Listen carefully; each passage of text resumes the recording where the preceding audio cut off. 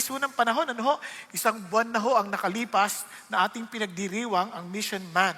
And I praise the Lord kasi pinapaalala sa atin na ang buhay natin na hindi lang para kumain, magising, magtrabaho, ngunit meron tayong misyon na ginagampanan. Yung buhay natin ay may saysay. Hindi lang tayo trying to exist, but we are to live. Kaya naman po, simulan po natin sa kwento ng ganito. Meron pong isang lalaki na isa ho siyang, nandun po siya sa Heathrow Airport at nakaupo siya sa loob ng eroplano at na-meet niya isang babae. At ang sabi niya, siyempre, ito po ay British. Sabi, hello, sabi niya gano'n. So sabi yung babae naman, hello. Nagbabatian po sila. At mamayang konti, sabi niya, saan ka papunta? So, hindi ko na po i-Englishin. Kasi mahirap gayahin. Sabi niya, where are you going? Mga ganun po yung style nila kasi British na po. Sabi niya, so sinabi niya kung saan pupunta. So sabi niya, ikaw naman, saan ka papunta? Sinabi niya rin. Mamayang konti, sabi niya, anong ginagawa mo? Anong trabaho mo? Tapos, siyempre, sinagot din ng babae. Tapos sabi niya, ikaw, anong ginagawa mo? Ito po nakakatawa niyang sagot. Sabi niya, tinanong na, ano yung ginagawa mo? Well, sabi niya, I work for the global enterprise. Can you imagine? Ang sagot niya po ay, ang trabaho ko ay kabahagi ako ng isang pandaigdigang negosyo. Grabe, no? Parang, wow! Anong ibig mong sabihin? Sabi niya, sigurado ka? Yes, I do. Sabi niya, I said, we got outlets in nearly every country of the world. Sa bawat bahagi ng bansa, meron kami. Sabi niya, talaga? Sabi niya, yes, we have. I said, we got hospitals, hostels, sabi niya, homeless shelters, orphanages. Wow, sabi niya, and we have, we do justice work, we do reconciliation work, we do educational work, we do marriage work. Sabi niya, I said, basically, we look after, sabi niya, people from birth to death. Grabe, no? Bigat ito trabaho to. And we deal in the area of behavioral alteration. Sabi, wow! Sabi ng babae, sa sobrang lakas, nagising yung lahat. Nakinig sila gano'n. Wow! Nagulat to sila lahat eh. Sabi niya, gano'n, sabi niya, and what is it called? Anong tawag dyan? Ang sagot niya, it's called the church. I'm a pastor. Sabi niya, yan ang trabaho namin. In fact, hindi lang siya global, ito ay intergalactic. Bakit? Kasi kahit yung mga nauna na sa amin, kabahagi pa rin sa palatuntunang ito. You know, friends, dito tayo kabahagi.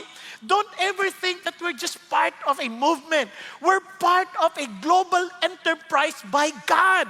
Ang sarap isipin na, wow, ito ba talaga yung aming trabaho? Yes, we are here to influence the people of the world. Not only in this world, but even to every area in this world, even to the remotest part of the earth. Yun ang ating tawag sa Diyos. Don't look down on yourself because this is where God put us.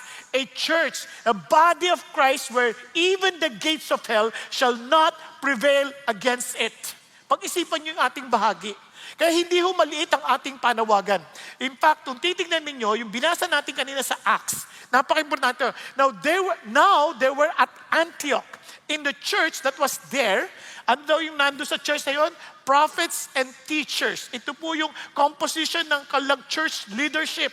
Sabi niya, Barnabas and Simeon, who was called Niger, and Lucius of Cyrene, and Manaen, who had been brought up with Herod, the Tetrarch, and Saul. Now, just to give you a background, noong panahon nila, kapag isang pananampalataya ay pananampalataya ng mga Greeks, ang tawag din mga Greek religion. Kapag ang pananampalataya ay sa Rome, exclusively meron silang tinatawag na Roman religion. Kapag sa ang pananampalataya po nila ay sa Egyptian religion. So bawat nation, they have their own individual religions. And surprisingly, ito po ibang-iba. The church is comprised of different kinds of ethnics and race. Tingnan niyo naman po, si Barnabas he's a Cypriot Jew. Siya po ay Jew na lumaki sa Cyprus. At si Simeon, who was called Niger, siya po ay taga-Africa na siya po ay maitim, black African. No? Ngayon, ito po si Lucius of Cyrene, siya po ay nasa northern part ng Africa na hindi ho necessarily maitim. Siya po ay maaring maputi, kaya maaring kasing kulay ng mga Arabo. Ito naman po, and Manaen, who had been brought up with Herod the Tetrarch, maaring napakakonti lang ng description sa kanya, but knowing that he grew up or maybe working at kay Herod the Tetrarch, ibig sabihin, siya po ay medyo mataas ang kanyang posisyon sa society. Are you following? Now, at si Saul, obviously, siya po ay kabahagi ng isang mataas na akademya dahil siya po ay under Gamaliel. Naalala po ninyo? Kaya, these are multi-ethnic, multinational na grupo at kaya naman ang tawag sa kanila dahil hindi lang masabing this is a Gentile religion. No, they could not be called that way. Kaya the disciples who were called followers of Jesus first called Christians in Antioch. Kasi hindi lang maintindihan. How can we describe these people? They are Christians. Ang Christians, hindi yung they joined CCF. Oh, Christian na ako. Nag-attend ako ng service, Christian na ako. No. They are disciples. They are learners. They are followers of Jesus Christ. Kaya kung kahit sabihin natin Christian tayo, but if we are not followers of Jesus, hindi tayo Christian. Are you following? Pwede pa mga taga-CCFer kayo, nag-a-attend kayo sa CCF. But it is not automatic na Christian kayo. Kasi ang Christian is a follower of Jesus. Kaya ang tanong sa atin, sino bang sinusunod natin sa buhay? Kaya ito pong mga Christians na to, they knew that they're Christians. Kasi po, ang mga tao ito, meron silang maliwanag na dahilan. And they can never be stopped.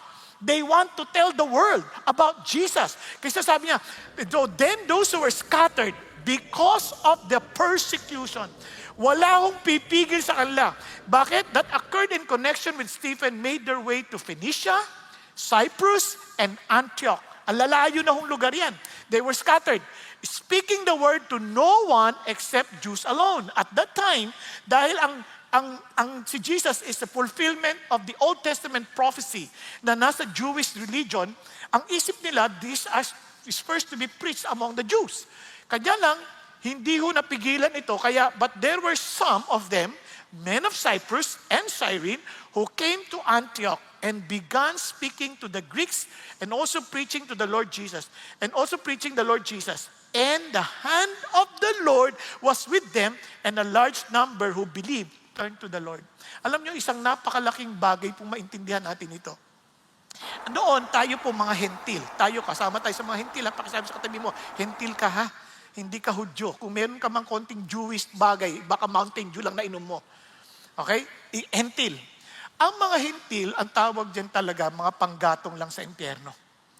The truth is this, wala tayong kapag-apag-asang maligtas.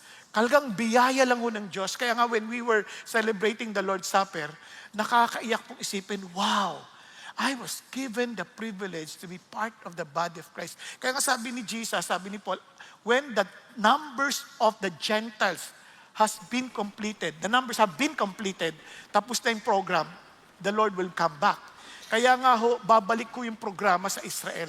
Kaya sabi ni Paul, huwag kayong mayabang. Kayong mga hentil, huwag kayong magyayabang. Tayo po, di dapat tayo nagyayabang. Bakit? Kung yun ngang original na kabahagi ng puno ay natanggal, sabi nga, lalo na di tayo na naging rough lamang. Kaya nga dapat ina-appreciate natin kaligtasan binigay sa atin ng Diyos. Kasi isipin niyo, we're not supposed to be saved. And hindi biro yung sinasabi ng Panginoon na judgment. Kaya si Paul, they were very serious about the things of God. Ngayon, ito naman po, pag-usapan natin ito. Ngayon, pansinin po ninyo, itong mission month, bakit itong mga tao na to, hindi sila napipigilan ng persecution? Because, unang-una, nakita natin yan in our series, they embrace God's mission. Naintindihan nila yung mission ng Diyos. Naintindihan nila meron silang mata ni Kristo, nakikita nila yung kalalagayan ng tao. Nakikita nila yung damdamin ng tao, kaya they have the heart of Christ. Kaya naman, yung kalang mission na they embrace it, kaya hindi natin sila abutin. When they need Jesus, they are in pain, they are distressed, they are dispirited, they are like sheep without a shepherd. Kaya naman, hindi lang yun. They are willing to go for the greatest purpose. Isipin niyo naman ang buhay ng maraming tao. Even to some of us, if we are honest, ang lungkot ng buhay ng maraming tao. Babangon sa umaga, papasok sa opisina, pagkatapos magtatrabaho, kakain, pagkatapos uuwi, na nagdadabog ang puso dahil pagod na naman, ang hirap magbiyahe, ang traffic, pagdating sa bahay, anong dadatnan mo? Isang asawang pagod din ang muka, pagod din ang mga itsura, tapos nag-aaway pa kayong dalawa, dadagdagan pa ng mga anak na humihingi ng baon at nagpapaturo mula ng kanilang mga subjects para gawin ang kanilang mga assignment. Kahit yung ganyang buhay? Hello? Tignan nyo, iba sa inyo malungkot na eh. Ganyan na kami. And sabi ng Diyos, man, hindi ganyan ang buhay. There is a greater purpose. In fact, you can go for a greater purpose. Hindi dun sa parang puro trabaho ang iniisip natin. You see, friends, itong napakagandang bagay. The moment we understand that, all in tayo sa mission ng Diyos. Kaya itong mga tao to, they're willing to die for the mission because they're all in. Todo sila. Hindi sila, yung pa unti-unti lamang. Todo sila. And not only that, hindi naman kailangan na mag-preach sa maraming tao sabay-sabay. They are just doing it one soul at a time, one step at a time. Pag-isipan niyo itong mabuti bago kayo umalis. Tingnan niyo si Paul. I do not consider my life of any account as dear to myself, so that I may finish my course and the ministry which I received from the Lord Jesus. No, tigil mo tayo doon. Anong mission ninyo sa buhay, o tayo, anong mission natin sa buhay na handa nating ipagpalit ang ating buhay sa mission na yon? Have you ever asked that? Na kayo po, tinanong niyo, ano yung handa ko ipagpalit? Sa totoo lang ho, marami sa atin, hindi man lang natin iniisip, pero marami tayong ginagawa na handa natin ipagpalit ang ating mga buhay. Handa natin ipagpalit para lang sa sandaling pleasure, sa mataling kasiyahan. Handa natin ipagpalit ang ating pamilya, handa natin ipagpalit ang ating kinabukasan, handa natin ipagpalit ang ating tulog para lang sa sandaling kaligayahan. Minsan nagtatrabaho tayo to the point of exhaustion. Para saan? Para sa inaasahan nating kinabukasan na akala natin yun ang ating misyon. Magkabahay lang ako. Pag nagkabahay na ako, masaya na ako. Nung nagkabahay ka, binahalang. Yun ba yun? Yun ba yung pinaka-mission mo na? Handa kang iwanan ng pamilya mo, pumunta ka sa ibang bansa para itaguyod ang pamilya. Ano nangyari? Nagtaguyod ka ng ibang pamilya. Ang lungkot, di ba? Bakit? Pagdating pala doon, ang lungkot pala. Pagdating doon, pagbalik mo, ang gulo-gulo na rin ng iyong sariling pamilyang gusto mo itaguyod. Yun ba yung mission na handa mo ipagpalit ang kahit anumang bagay? Pag-isipan ninyo mabuti. Maraming inuubos silang mga bagay-bagay na sa buhay na they're willing to, to give everything. Pero meron pong masigit na magandang misyon. Tingnan niyo pong sabi ni Paul, ano yung handa niya ikamatay? To testify solemnly of the gospel of the grace of God. Now, alam niyo po bang yung mission na yan? Sabi niya, I am willing to die. I don't even count myself. Parang kumbaga, important. Parang hindi importante sa akin, just to finish this course. Just to finish this mission. Ano bang meron dyan sa mission na yan? Sa totoo lang, the moment you understand that the eternity is at stake, sobrang hindi mo ito pwedeng ipagwalang bahala. Kaya nga sabi ni Jesus, what does it profit a man if he gains the whole world and loses its soul? Pag-isipan niyo mabuti. Kaya tingnan niyo po, alam niyo po ba, kung naintindihan natin ito, yan din ang misyon ng bawat isang Christian na totoo. Yung sumusunod kay Jesus, tingnan niyo. But you will receive power when the Holy Spirit has come upon you. Kasi kung ikaw'y walang Espiritu ng Diyos, hindi ka Christian. Kung ikaw'y may Espiritu ng Diyos, ikaw ay nasa Panginoon. Nasusundan natin. And you shall be my witnesses. Balikan natin. To testify solemnly of the gospel. Ano bang ginagawa ng witnesses? To testify. No, hindi ka tinawag ng Diyos para maging lawyer, para ipagtanggol mo yung... Hindi. Just to testify. As witnesses, anong ine-expect sa atin? Just to tell them what we saw. Just to tell them what we know. Tama ba? Hindi mo kailangan makapagtalo. Hindi, ito dapat, yun sa Biblia. Walang ganun. Hindi ka tinawag maging lawyer. Ang tawag sa'yo, to testify. To be witnesses. Kaya nga, mukha mo palang alam na nilang mayroong ang alam eh. Kaya alam niyo, nalulungkot ako sa atin, minsan tay-tay na lang ha. They want to know that Jesus Christ is true in us, through our love for one another. Alam nyo dito, minsan tayo-tayo na lang ang susungit natin sa isa't isa. Ni hindi tayo nagpapansinan sa labas. Tayo-tayo na lang yan. Pag gabi ng Aser, magandang gabi po. Ano ba yan? Pinagliling ko lang ganyan. Alam nyo bang ibang Aser dyan kaya kang bilhin? Sa totoo lang. Yung ibang Aser dyan ang yayaman, pero kaya lang kang bilhin, pero hindi mahalata sa mga itsura nila. Kasi ang babait, magandang gabi po. Tapos, yung iba pa nga, mga nagtatraffic sa baba, naku, sasagasaan pa. Sabi ko, hindi nyo ba alam na kaya lang bili pati sasakyan mo at any moment in time? Pero they're willing to serve us. And yet, kitang-kita nyo minsan yung ugali natin. Parang hindi talaga tayo tagasunod ni Kristo. Sorry hindi ko tinutukoy yung mga tagang panggabi tsaka yung pang alas 3. Ating lang. Di ba? Hindi, kaya ko sinasabi sa inyo, kasi minsan, ganun, akala nila nakukuha sa, ang saya-saya kumantang ganyan, mamaya, ang sungit, pinagagalitan lahat. Pero parang, bakit ano akala mo sa mga taong ito? We are people who values life. We value people's lives because God values them. He died for them. He died for all of us. Amen po? Kaya yun lang simple yung kita sa mukha. Bakit kaya yung mga tao dito, paglabas ng service, ang sasaya? Anong sekreto nila?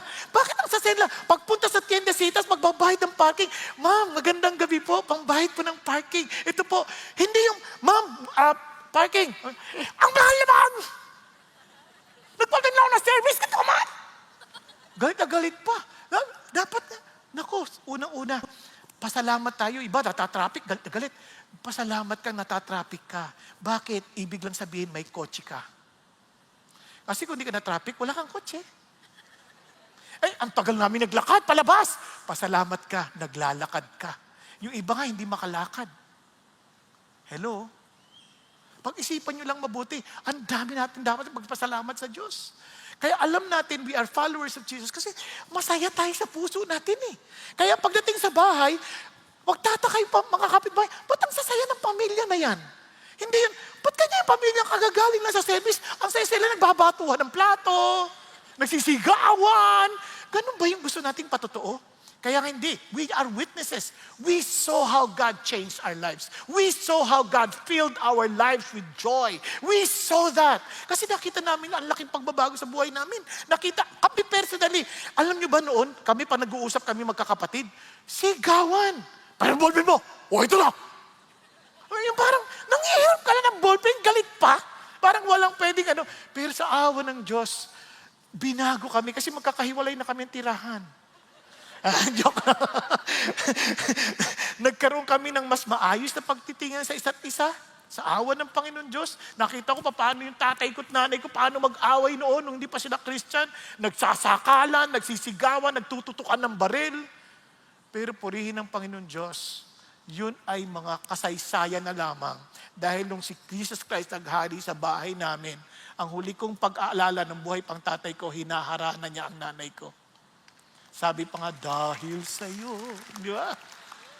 Ako ay, basta wag natin pag-usapan niya. Pero isang tiyak ako, na bago kumbaga ang klima sa tahanan namin.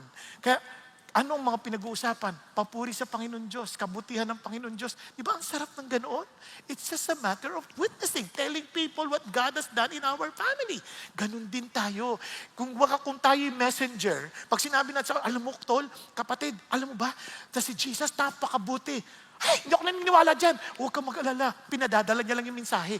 Kayo na lang mag-usap. Pinadala niya lang sa iyo na mahal ka niya. Nakuha ninyo? Hindi mo kailangan makipagtalo at mainis. Kakainis itong mga ito. Kala mo sino? Mapupunta ka sa impyerno. Huwag na. Hindi kailangan. Tagadala lang tayo ng mensahe. Testigo lang tayo. Hindi natin kailangan silang paniwalain. Kailangan lang natin, naniniwala tayo, nakita natin, sinasabi lang natin kung anong ating na-witness. Amen po? Nagkakaintindihan?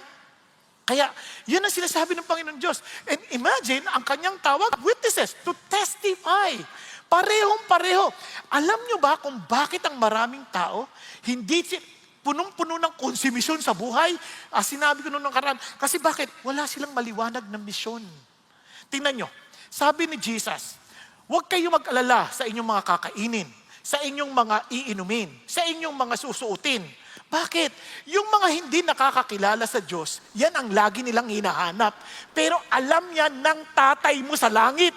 Sabi niya ganoon, kaya naman, tayo na kabahagi ng pamilya ng Diyos, na mayroong maliwanag na misyon, ang hinahanap natin ay ang kanyang kaharian at ang kanyang katwiran. At ang lahat ng ito ay idaragdag niya sa atin.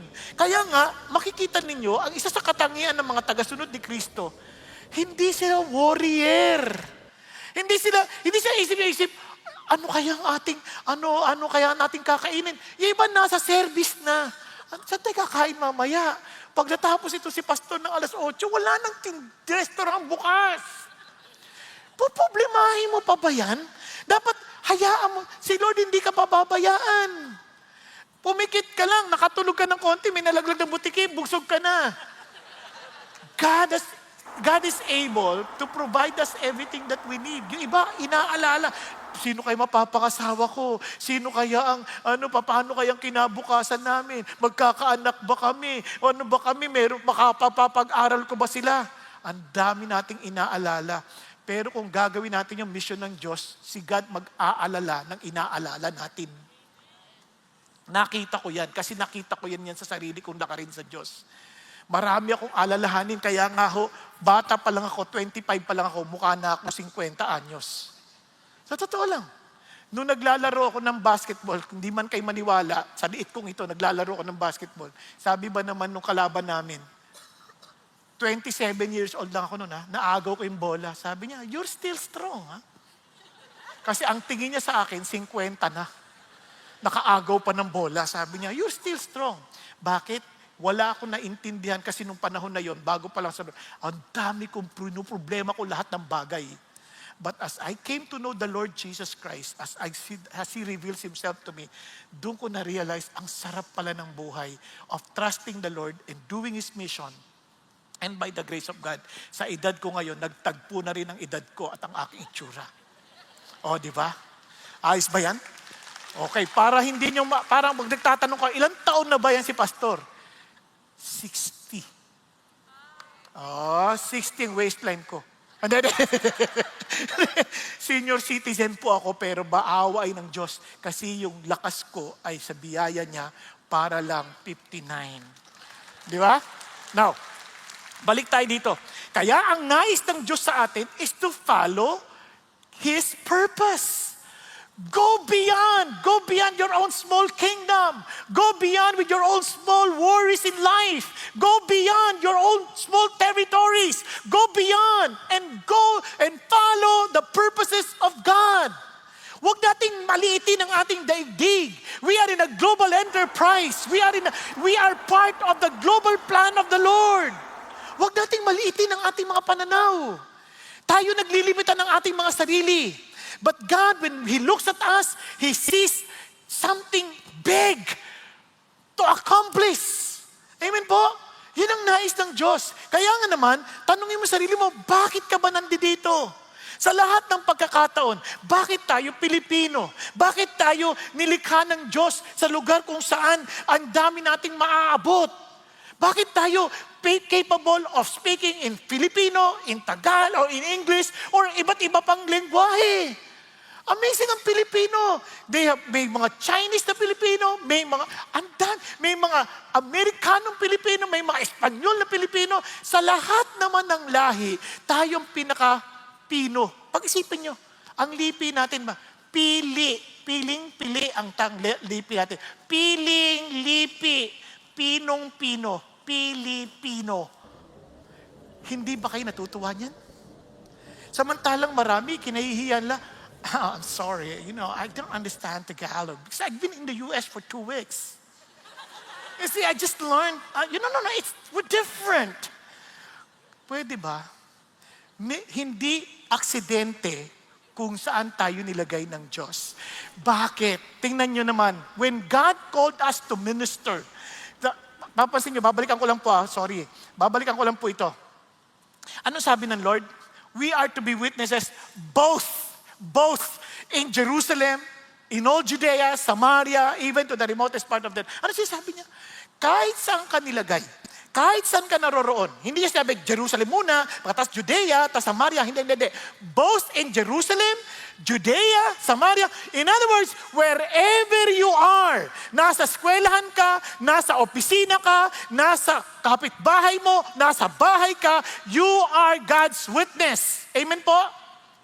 Kakita yan sa bahay, kita yan sa trabaho, kita yan sa komunidad na iba tayo. Why? Because we're witnesses of the resurrection or the living Jesus. Yun ang sinasabi ng Panginoon. Now, balik tayo doon sa kaninang binasa nating talata. Sabi niya, while they were ministering to the Lord, fasting, the Holy Spirit said, set apart for me, Barnabas, and Saul, for the work to which I have called them. May panawagan ng Diyos para kay Barnabas at kay Paul. Noong sila'y nag-aayuno, biglang binalikan ng Diyos yung kanilang panawagan. Dahil kung babalikan natin si Paul, ito ang kwento ni Paul. Si Paul po ay hindi isang mabuting tao. Si Paul, bagamat siya po ay religyoso, in fact, sabi niya, as to the law, I am blameless. Ganon siya katindi. Pero si Paul ay isang nakakatakot na tao because he is a persecutor. He was a persecutor of the church. Alam niyo bang nung si Esteban ay binato hanggang mamatay, si Paul ay kabahagi sa mga sumang-ayon na gawin yon kay Esteban. At hindi lang yon, humingi siya ng permiso mula sa kanilang religious leaders na hahabulin niya ang lahat ng tagasunod ni Kristo upang sila'y usigin, upang sila'y ikulong at kung kinakailangan patayin. Sa madaling salita, siya ay isang religious terrorist. Now, on his way to Damascus, dahil nakatanggap na nga siya ng permiso, on his way to Damascus, nagpakita si Jesus sa kanya. Itong amazing part dito. Ang inuusig niya yung mga tagasunod ni Kristo. Kaya kung tayo man ay inuusig ng sino mang tao dahil sa ating pananampalataya kay Jesus, huwag niyo itong kakalimutan. Jesus will take it personally. Paano ko nasabi? Tingnan niyo sabi ni Jesus kay Paul, Saul, Saul, why are you persecuting me? Tingnan niyo po kung sino yung sinasabi niya. Ako pine-persecute mo. Hindi yung aking tagasunod. Ako. In other words, pine-personal ni Jesus yun. Kaya whenever people will attack you, remember this, Jesus will take that personally. Are you following?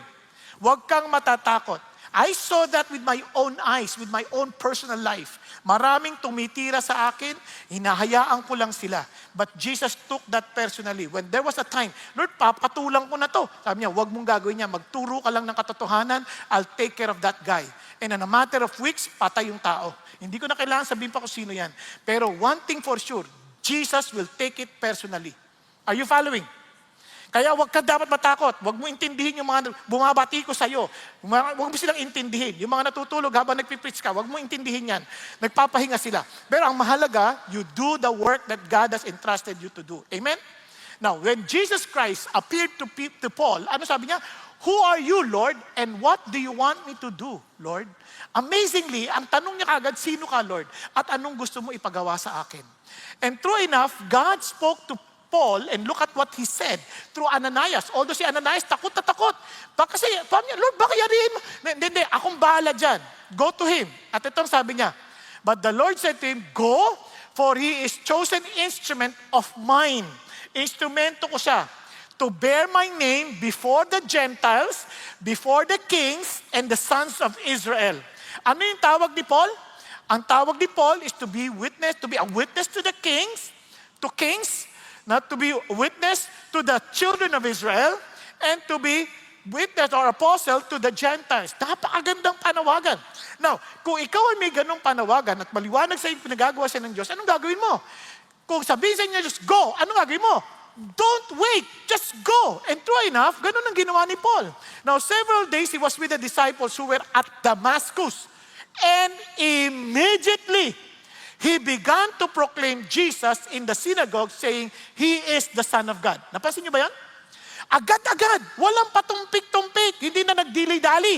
He went straight to the vision, and sabi niya, immediately, Ganyan ang experience ng maraming Christian. When they came to know Jesus, they were so excited to tell the world, alam nyo, grabing ginawa ni Jesus sa akin. Grabe, ikikwento mo ngayon sa mga kaibigan mo. Kanya lamang, hindi ibig sabihin that they will hear and listen to us right away. Kaya naman si Paul, ganun din. When many days had elapsed, the Jews plotted together to do away with him. But their plot became known to Saul. They were also watching the gates day and night so that they might put him to death. Wow! Gusto papatay si Paul. Bakit? Minsan nagsishare tayo ng gospel sa ating mga kaibigan na dating mga kasama natin lang sa inuman. Then all of a sudden, wow friends, nakakita ako ng totoong ng source ng kaligayahan. Hindi na yung inuman na yan. Obviously, magagalit yung iba. Anong sinasabi mo? Masasama kaming tao, ha? Ikaw lang ang mabuti? Kapal nito, judgmental. O, di ba? Ganun na nangyayari, nagagalit sila. Yung iba naman, kunyari ako dating shoplifter, di ba? Hindi na ngayon, ha? Baka isipin, matagal na yun. Nung sabi ko, paano hindi na ako sasama sa inyo? Ayoko nang magnakaw ng mga laruan sa mga tindahan. Ano ibig sabihin? Masasama kaming tao? Padre Damaso? Tama? Bakit?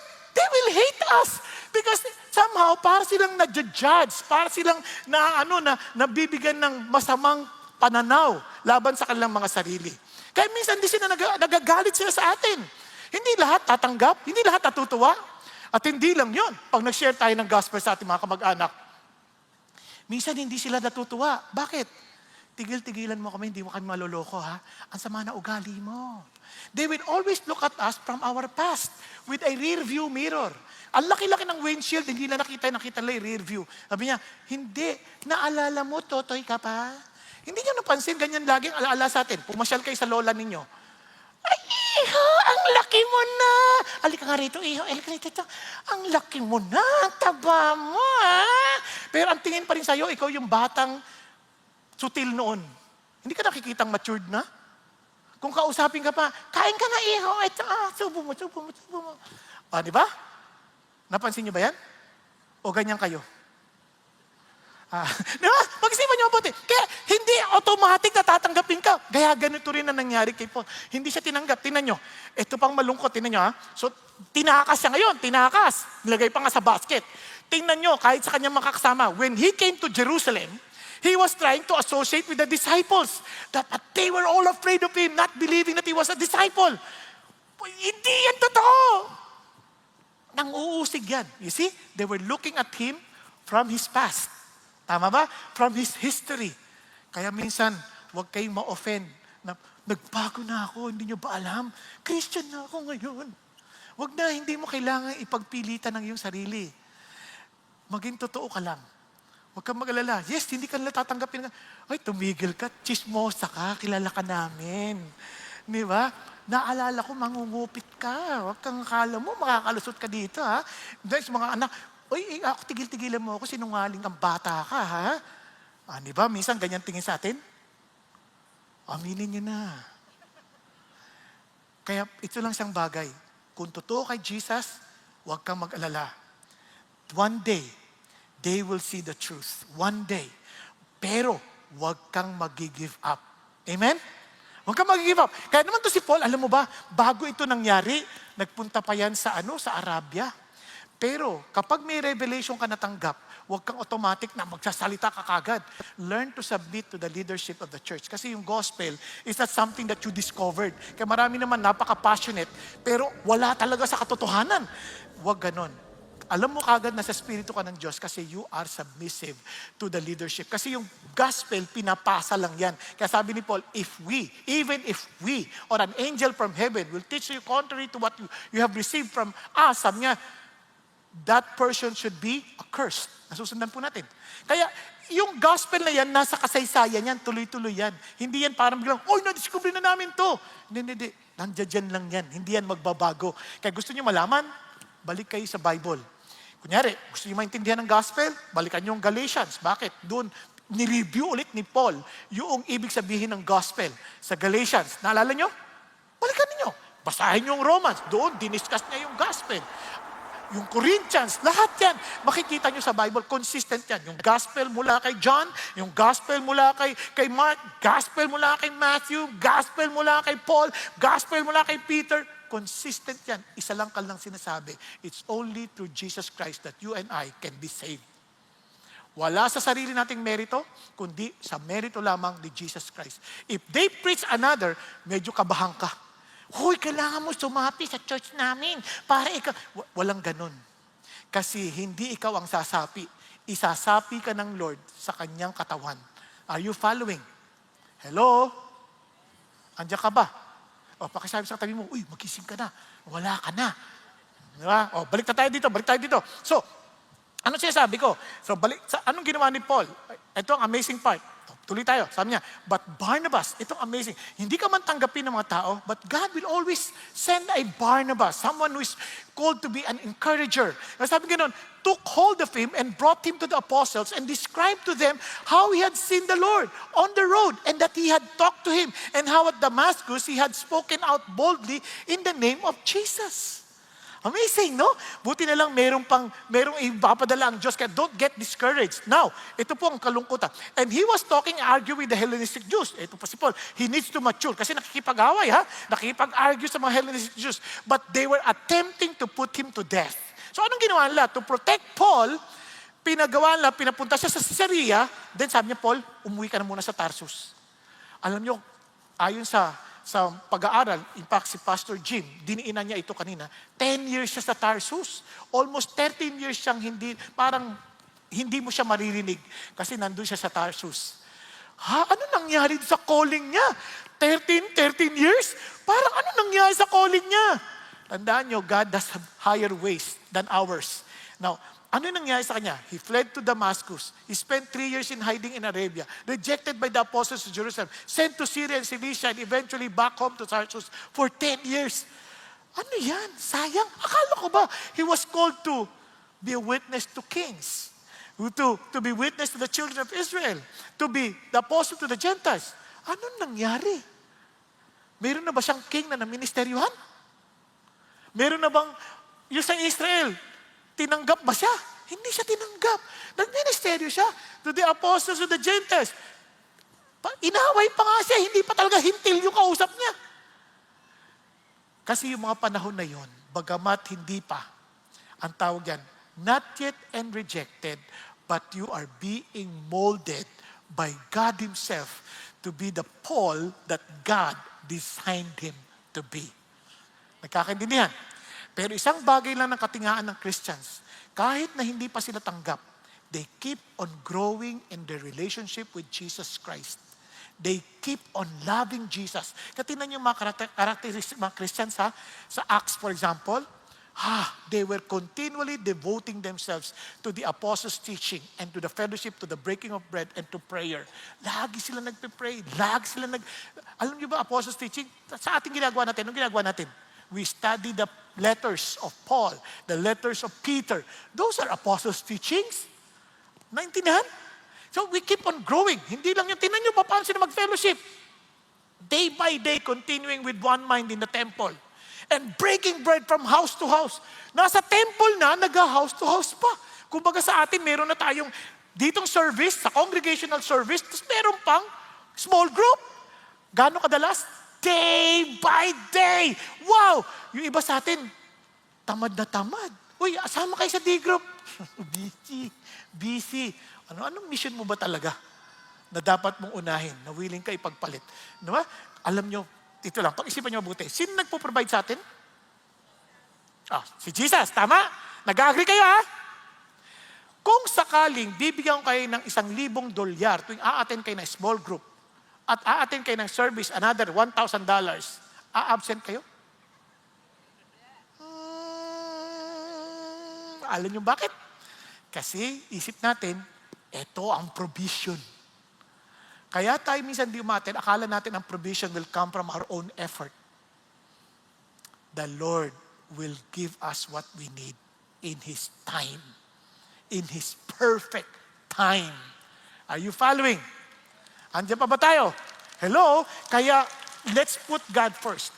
Hindi ko sinasabi, wag na kayo na magtrabaho, mag-attend na lang kayo. Hindi ko sinasabi yun. Ang sinasabi ko, be responsible, but at the same time, without neglecting what God has told us to do. Kaya when God tells us to go and make disciples, hindi ako marunong. God has provided us training. Dito lang sa ating ministry. Grabe ang binigay sa atin ng training. Tinan nyo ha? Ano sabi ng Lord sa atin? God has given us what? Apostles, prophets, evangelists, pastors, and teachers. Anong gagawin? To equip the saints for the work of service, to the building up of the body of Christ, until we all attain the unity of the faith and the knowledge of the Son of God, to a mature man, to the measure of the stature which belongs to the fullness of Christ. Ano ibig sabihin yan? Christ-likeness. Now, tanong, by God's grace, God has given us our leaders to be faithful to this call. Kaya meron tayong GLC training. May training on how to evangelize. May training on how to disciple. May training on how to go to a mission, to a short mission trip. Sa ICP, yung beyond. They give all opportunities. Ang kulang na lang kasi pag gusto, maraming paraan. Kapag ayaw, maraming dahilan. Makisabi sa katabi mo, saan ka dun? Pag-isipan niyo mabuti. And we also train people sa ating mga kanya-kanyang small groups. Kaya tayo na, pagdating natin sa harapan ng Diyos, hindi natin pwedeng sabihin, Lord, hindi kami na-train. Lord, wala kaming opportunity. Lord, wala kaming pagkakataon kasi busy-busy kami. Sasabihin ng Lord, excuse me? May training online, may training. Ang totoo niyan, ayaw mo. You lazy servant. Yun lang sasabihin ng Diyos. Gusto mo bang marinig yun? Huwag kang tamad, sabi ng Lord. Be a faithful servant of the Lord. Well done, good and faithful servant. Praise God. Kayo yun. Kayo yung tinutukoy ng Lord. Yung mga nasa... Okay? Naintindihan? Kayo yun, ha? Kaya huwag kayong magpapaka-ano. Kaya ano sinasabi ng Diyos sa atin? Mga kapatid, ito pang matindi. Now, ito na. Bakit inalaw ni God yan na parang nadilata si Paul? Kasi He wants us also to realize na hindi kailangan mga super Paulistic type na mga tao ang gagamitin ng Diyos. Even the people who are not known, people who are not even recognized. Tingnan nyo, they were some of them men of Cyprus, who came to Antioch and began speaking to the Greeks and preaching the Lord Jesus. Hindi mga kilalang tao, but whoever they are, they may be quote-unquote ordinary Christians in the eyes of men, but they are extraordinary in doing the work of Christ. They testify to every kind of people. Kaya wala tayong excuse. Hindi ho yan para sa mga, mga gifted people. God is calling all of us because we're part of His body. Now, ano ginawa natin na nyo? And the land of the Lord was with them. And a large number who believed turned to the Lord. The news about them reached the ears of the church at Jerusalem. And they sent Barnabas off to Antioch. Saka na pinadala si Barnabas. Narinig ng mga leaders sa Jerusalem, uy, papunta natin si Barnabas doon. Who are these people? These are ordinary people, but the Lord, who is extraordinary, was with them. Yun ang importante. Is God with you? Kasama mo ba si God? Kung kasama mo si God, walang dahilan para matakot tayo. God can use you. God can use us all. Walang exemption. Pakisabi sa katabi mo, gagamitin ka ni Lord. Gagamitin ka. Ito mo, ayaw pang sabi, katabi mo na lang yan. Ano ka ba naman? Gagamitin ka ni Lord. Di ba? Sabi mo, huwag ka mahiya. Kung dyan pa lang, nahihiya ka na, paano pa sa labas? Di ba? Kapatid mo pa yan, asawa mo pa yan. Di ba? Kayong dalawa, okay na ba kayo? Bati na kayo, ha? Sabi niya, come on. Tinignan sa amin, Lord. And, He left for Tarsus, sinanap nila si Paul. Pawakas. They looked for Saul, and when he had found him, he brought him to Antioch. And look over this. For an entire year, isang taon, they met with the church and taught considerable numbers. Now, look at this. Now, kaya ang tanong sa atin, ba't nga ba tayo nandito? Yan. Bakit sa CCF? Sa dami naman churches dyan. Bakit sa CCF? At kung hindi ka man taga CCF, ba't ka napunta rito? May dahilan ng Diyos. God wants to make use of you. God wants to remind you that you are part of His plan, of His program. Now, ito ang amazing part. Bumalik na si Paul. Nasabi niya, now, naalala niyo yung tawag ni Paul?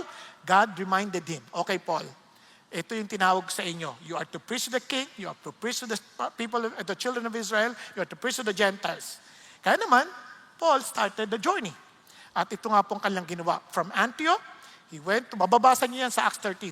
Andito sila, pumunta sa Salamis, then he went to at Perga, Antioch, then Iconium, Lystra. Dito sa Lystra, ginulpi pa siya dito, pinagbabato siya. Tapos bumangon na naman, bira na naman. Amazing si Paul. Pwede na sana siyang dumiretso ulit sa Antioch. Mabilis na sana dito, pero hindi. Binalikan niya ulit sila ulit just to remind them of the Lord. But have you noticed, dito lamang siya sa pamilya niyang lugar. Diyan lang siya nagsimula. He did not go beyond. Now, ito po ang amazing part. When they started the ministry, parang dyan lang sila nagsimula sa area kung saan siya na lumaki. Until the Lord, nilawakan niya yung kanyang border. They passed through Phrygian and Galatian region having been forbidden by the Holy Spirit. Holy Spirit ang pumigil? Yes. Kasi, ito pa, and they become to Mysia, they were trying to go to Bithynia, and the Spirit of Jesus did not permit them. Si Jesus, hindi rin siya pinayagan? Yes. Bakit kaya? And passing by Mysia, they came down to Troas. Pag tinignan niyo yung biyahe, mula dito, papuntang Troas, putol na. Dagat na. Tama? Bakit kaya? And he saw a vision. Ano yung vision na yun? That there was someone from Macedonia calling him to come. Diba? They're asking him. Ang totoo niyan, ibig sabihin, tatawid siya ng Philippi. Tama? True enough, pinasok na ni Paul yung Philippi, and hanggang sa, mapapansin ninyo, yung kanyang biyahe, tumawid na, nilagpasan niya na yung Troas. Nakuha? He went beyond. Now, hindi lang yon. Mula rito, sa kanyang pinagministeryohan, the Lord caused him to minister. Kung ito lang dating inaabot niya, the Lord caused him to reach Spain. How I wish we still have much time to discuss this, pero ito ang amazing part. God wants to fulfill in the life of Paul yung pong Great Commission to go to all the nations, as in to go and make disciples of all nations. At umabot po yun, and hindi lang po yun, halos itong area ng Europa, naabot po yung Roma. Kaya mapapansin nyo, by the grace of God, umabot po yan sa ating panahon. Are you following? Kung hindi naging tapat si Paul, ano kaya tayo? Pag-isipan niyo mabuti. Kaya, to all the more appreciate what God is doing in the ministry. Pakinggan ho natin anong ginagawa ng Diyos sa ministry natin sa pamamagitan ng ating department ng ICP o International Church Plan, yung pong Beyond Ministry na pinangungunahan ni Pastor Jim Welchel. Thank you.